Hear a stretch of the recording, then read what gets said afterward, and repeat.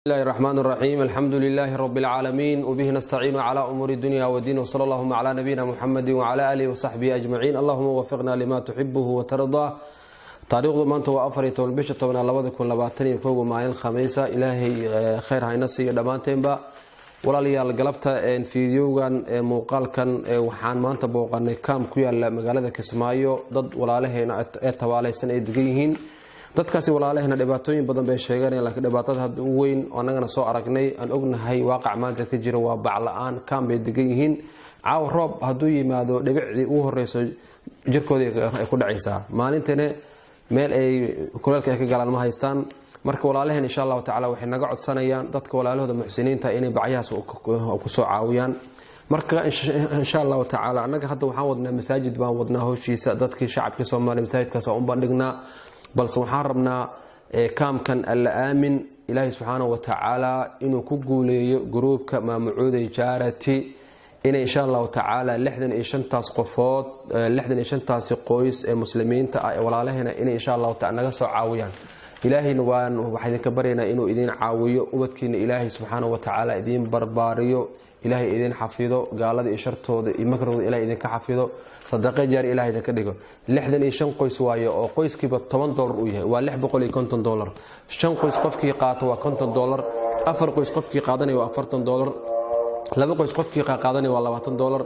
insha Allah taala gruubkaas ee khayrka aan ku tuhmayno dadka ku jira muxsiniinta ah waxaan ka codsanaynaa anagoo ah walaalihiina jooga magaalada Kismaayo inaad nala soo caawisaan dadkaas waliba khaas ah u qaadataan insha Allah taala.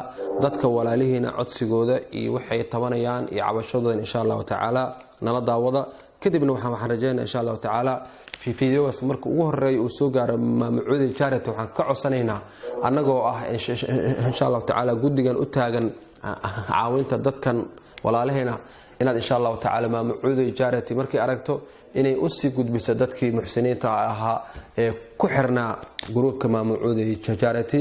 idinkana walaalaheena waxaan ka codsanaynaa Ilaahay subhanahu wa ta'ala ha idin barakeeyo ee nala daawada dadka walaalaheena insha Allah.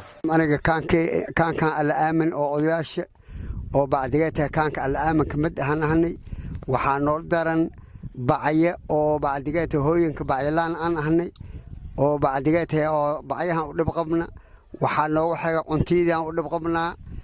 waxaa noogu xiga bacdigeeta leelahay guryaalkii inay nool dhiso oo bacdigeeta nool hagaajiyaan rabnaa.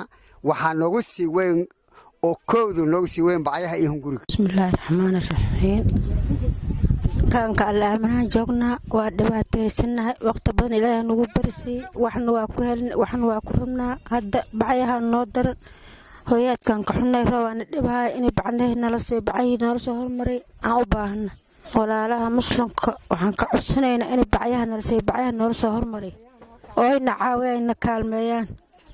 bismillaahi raxmaani raxiim. dhammaan halkan waxaan ka salaamayaa ummadda Soomaaliyeed.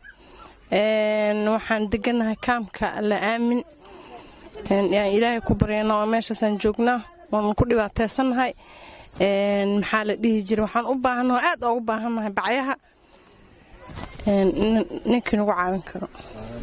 walaalaha muslimiinta waxaan ka codsanaynaa inay nagu caawiyaan bacyo soo qaada ay kuna bacdi amar male ilaahayna intii codsan inay ilaahay nooga soo qaada inay ilaahay ducada aqbala sidaas anukuna aan bacdiga aan ku duceysanayna. ilaahay idin barakeeye intiina soo salaantay inay ijaabo ilaahay aas bacdi nagu kulmay wax abshir inay idinkan abood maleeyo ilaahay abood inay ilaahay ka soo qaada. ilaahay xaqiisa ay wax jiraan anukuna intii u dhib qabnay inay ilaahay noo soo qaadaan kuugu magansana.